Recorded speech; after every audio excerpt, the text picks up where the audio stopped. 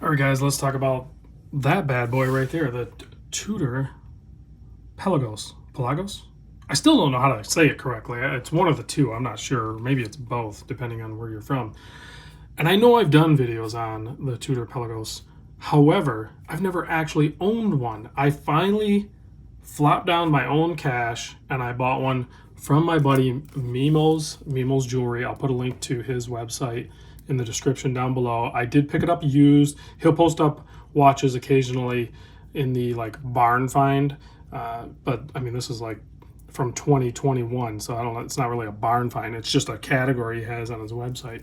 But regardless, I picked it up and new. These are like $4,725 current retail price. So on the used market, probably gonna save yourself somewhere between $700 and $1,000, depending on how thrifty you are and what resources you use to achieve getting one. So it's kind of mind-blowing to me that you can get these used for such a savings over retail when you have other brands, that guy, that are so much higher, but then this one's kind of loosely or directly related to that other brand. But yet you can find like bargains and for killer watches. So interesting to me, and I'm happy that I am able to capitalize on it. So what do we have here? This is the mt25600 TB-001, excuse me, and it's using the in-house movement mt5612, and we'll talk a little bit more about the movement after we talk about the case size. So I got a few measurements for you. The case on this is actually 41 millimeter. It's the bezel that's 42. You can see how it kind of overshoots the case a little bit. So from the visual top-down effect, it's going to look like and present like a 42, but it really should wear more like a 41. The thickness is what's going to get you. So the lug to lug is 50, and that might get some people. It works on my 7 1/8, 7 1/4 inch wrist. I should probably figure out what the centimeter conversion is for that. I know some people are interested in that. I will work on that, I promise. But the thickness on this is 14.3. And that's a deal breaker for a lot of people. I realize that. But keep in mind, a lot of Seiko divers are around 13.5, so it's nominally thicker than that. But what really saves this thing is the titanium construction. So it only weighs in at 144 gram, which is not super light, but there is a lot of titanium here, so it's light considering the package. So 14.3 thick, 22 millimeter lug width here. Bracelet tapers down really nice to 18 mil, and you can see a bunch of air gap in between there, so it breathes really nice on the wrist. And plus, titanium is known to have like thermal properties that don't really like draw the heat or cold from your body as much. The titanium is more neutral feeling, so it doesn't ever really feel hot or cold on wrist. And then on top of that, you have that breathability. So 7 millimeter oversized screw down crown, also takes part in the 500 meter water resist. You have a helium escape valve, which, you know, I was talking to a buddy about that. This Super Ocean is also 500 meter water depth rating, and it is thin, and there is no helium escape valve. So why do we need these helium escape valves? Do we actually need these? It does one good thing though. It breaks up that slab-sided case. So I think visually it actually helps more so than actually functioning as a helium escape valve. So let's keep it. I think I like it in that aspect, because Tudor slab side needs a little help. It needs a little break, and that helium escape valve provides that. So you have a beautiful blue dial, bezel insert, chapter ring, center part of the hands, all beautiful blue. And I could have easily have went with the black dial one. I think that one's beautiful too. But the blue dial Tudor Pelly is really going to pop, and I think fans, watch aficionados like us, are going to spot these across the room, across the street. We're going to spot a Tudor Pelly on somebody's wrist when it's this beautiful blue. And I dig that. I don't need the recognition, but it would be kind of nice if there's other watch fans out there like me can spot it from a distance like that, and they just, you know, give you a nod or say, hey, nice Pelly or something. Anyway, it's not necessary, but I think it's cool.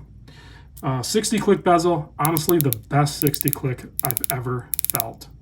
It is tactile, super audible, And yes, even if they're worn a little bit, you are going to feel that extra heavy detent at the 60 mark or 12 o'clock. I want to talk about the screw down crown real quick before we zoom in and take a closer look at the dial. When I unscrew that, the pop is both felt and heard. Also, the winding on it, amazing. 70-hour power reserve, COSC, has 26 joules, just a great movement. It's not decorated or anything. It does have probably a Tudor branded rotor and everything like that, but it is all Tudor, so it better have something. The other thing that's really tactile about this is when you pop out the crown to the next positions. Let me see if you guys can hear this.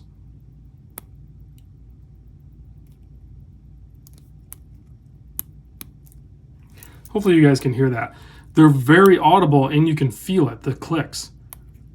It's like, I'm assuming you guys heard that. So you can do your date position and then you can hack the movement, adjust the time, do whatever you got to do. Push the crown in, screw it down. I have not felt the need to backspin this to catch threads. Might be a good idea regardless, but I haven't done it. Okay, the thickness. I've talked about this in previous Peli videos versus the older Gen 1 ETA model, which is thinner, but it's using the ETA 2824. The 2824 is only like, I can't remember exactly, like just over 4.5 millimeter thick, so it's a thinner movement, whereas the mt25600 movement is like 6.5 millimeter thick. So when you take in that consideration of the movement is 6.5 mil, plus you have 500 depth rating, which automatically kind of like establishes some thickness of the watch, and then you have the hand stack and everything else, 14.3 doesn't sound that bad. I think you just have to take it and understand the overall construction of the watch before you like automatically criticize that 14.3 millimeter thickness. I'm not dismissing that it's, you know, that it's not thick. It is a thicker watch, but it's doable, guys, I'm telling you. So let's zoom in on this guy and take a closer look at some of the other stuff. The other stuff I'm talking about is the 5 line of text. The Submariner has 4, and I know some people won't give this one a pass either, but it looks pretty balanced. I think this actually looks pretty balanced myself. I think 4 lines would have been perfect. I think 5 is one too many, but I think 2 is too few. So and I'm going to stick by that argument. So I'm fine with the text on the dial. Gives me something to read when I don't have anything else to read. But check out that dial. So beautiful. So easy to read the time and date on this. And that printing on the date disc, although it's hard for me to see it, is also blue on a white disc. So they went all blue. It is very well color matched. A nice, strong coin edge on there. And then here's a closer look at the case back. Excellent bracelet, excellent clasp, even though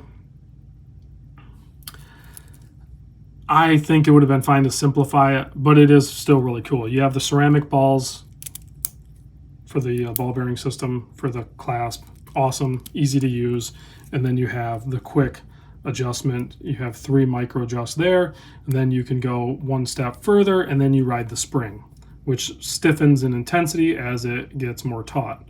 So I try to size the bracelet so that you're riding that middle one and then you don't ever really have to mess around with the other stuff and it should stay put. The other thing this has, which is also necessary in a diver that is spec'd out like this, is a very nice dive extension. So you just push right here and then it pops open, it flips open, and then you have that full dive extension.